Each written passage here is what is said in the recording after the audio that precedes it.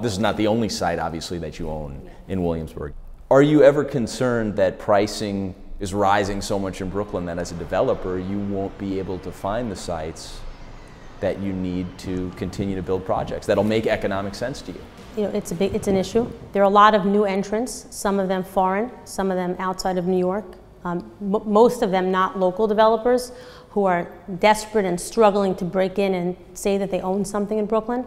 And that's driven a lot of the, what I would call, unsustainable pricing in the market. When I first started, land was trading at $100 to $150 a square foot in North Williamsburg.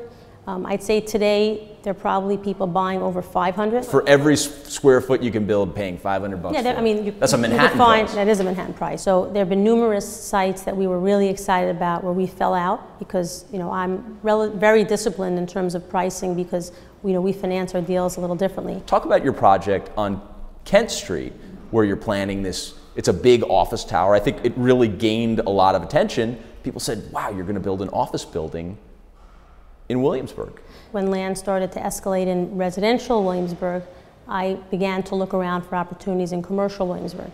And the first piece that I bought was actually at 96 Wythe. It's Wythe and North 10. That's going to be a hotel. That's going to be a hotel, and we're actually up to the first floor, we're out of the ground.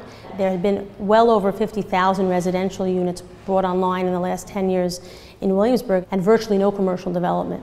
And ultimately decided that it made sense to build a hotel primarily because we were constantly getting calls from our tenants asking for short-term rentals, and it was clear that there was a demand. So what made you say, hey, this hotel project looks like it's going to do great, I should do an office project? So what I started to notice was that many of our tenants were in the tech and creative industries.